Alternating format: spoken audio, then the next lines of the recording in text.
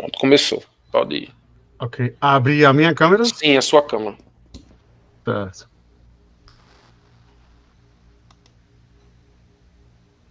Pode começar.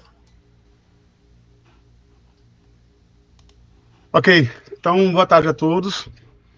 Estou iniciando aqui a apresentação da banca de qualificação do meu projeto de mestrado, que consiste aí numa plataforma de prototipagem rápida de hardware e software aplicada a conversores eletrônicos de potência. Bem, vamos mostrar aqui na sequência.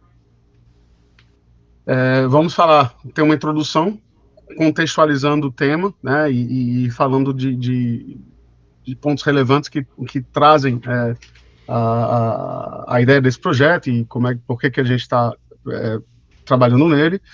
O estado da arte, né, com alguns temas já para entender o que nós temos hoje no mundo, e a partir então a gente faz a descrição do sistema para falar o projeto em si e o que é que foi implementado, trazendo já alguns resultados na parte final aí da qualificação e conclusões do que a gente já aprendeu até agora, né?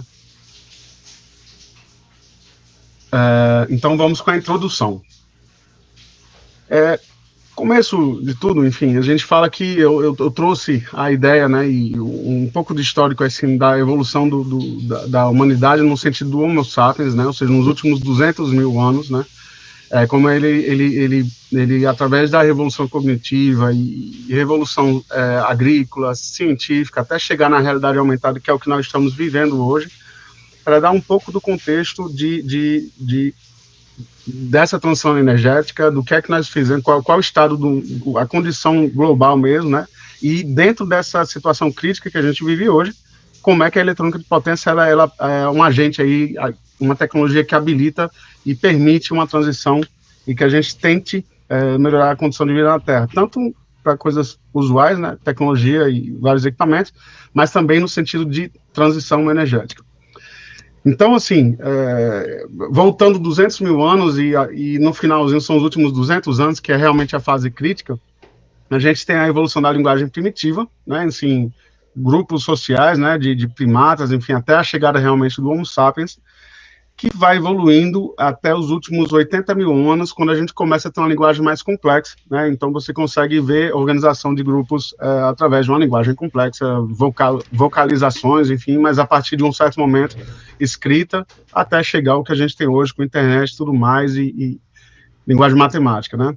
A revolução agrícola é importante, aí a gente começa a falar de economia, que é o grande gap que a gente vive hoje para o problema da crise energética, da transição energética que a gente está vivendo.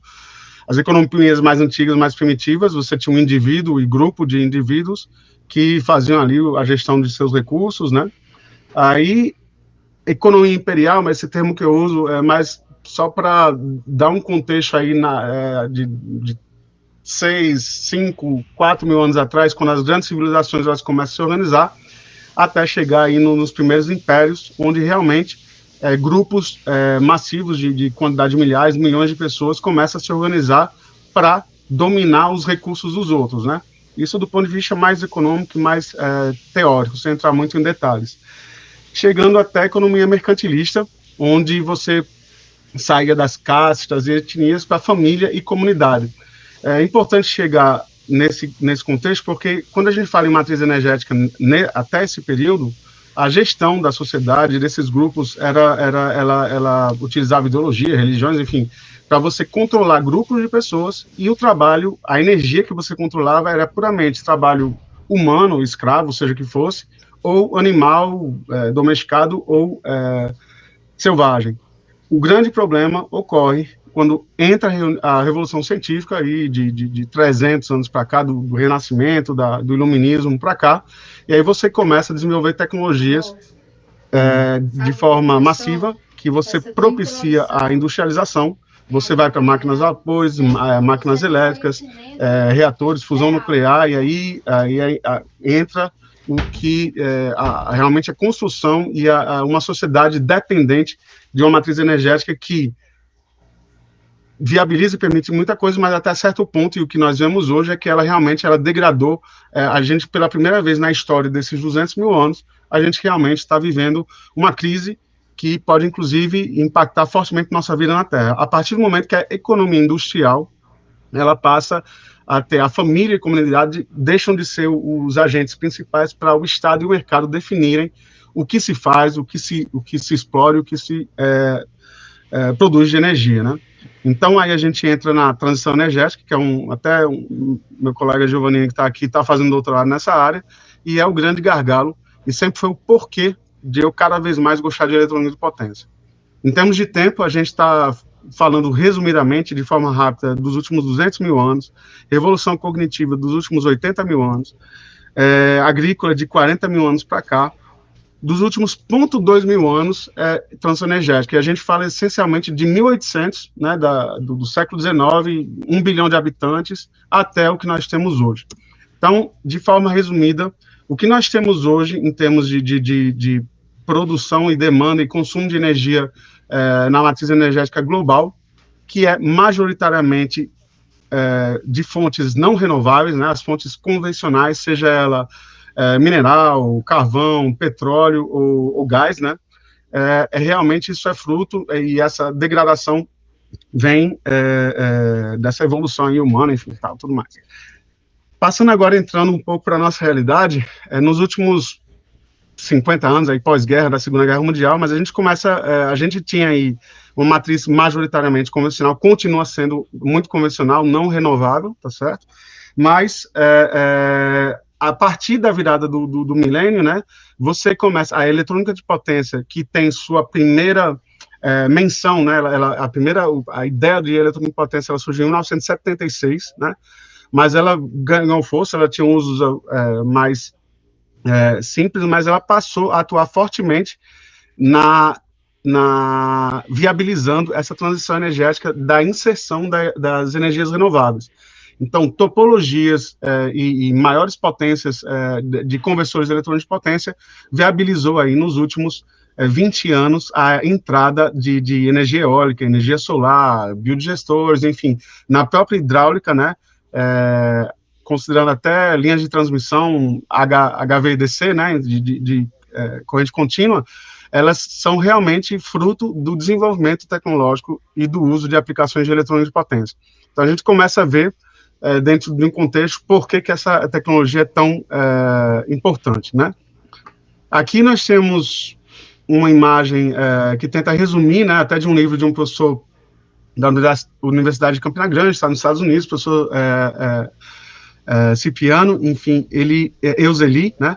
Ele tenta resumir, ele tenta dar uma noção nas aplicações de eletrônica de potência no macrogrid e no microgrid, certo? Que a gente vai ver em mais detalhes alguns slides na frente, mas realmente circuitos, conversores eletrônicos de potência, eles têm aplicações de drive de motores, em veículos convencionais, tá certo? Em fontes de geração renovável, UPS de computadores, nos próprios computadores, enfim, as aplicações são diversas, né? Ainda interessante falar a diversificação e o desenvolvimento de novas tecnologias como o Silicon Carbide ou o Gallium Nitride e ultimamente, agora recentemente, de grafeno, né? Ou seja, o uso de novos materiais em componentes semicondutores também otimiza e viabiliza cada vez mais o uso da eletrônica de potência, aumentando a densidade de potência por componente, digamos, né? Entrando um pouco agora no estado da arte, vamos entrar aqui e falar um pouco da eletrônica de potência agora com foco nos conversores, né? Como eu falei, existe uma evolução desde a primeira menção à eletrônica de potência de 1976, mas desde 1947 a grande revolução foi o transistor BJT de junção, né? A grande revolução dele foi realmente eu conseguir uma eficiência energética para fazer controle que antes era feito por válvulas, componentes puramente analógicos, né?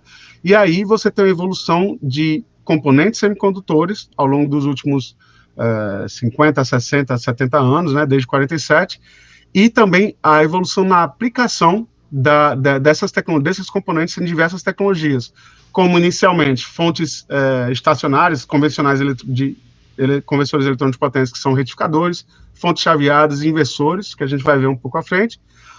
Fontes de tensão ininterrupta, na medida que estoura ali o microcomputador,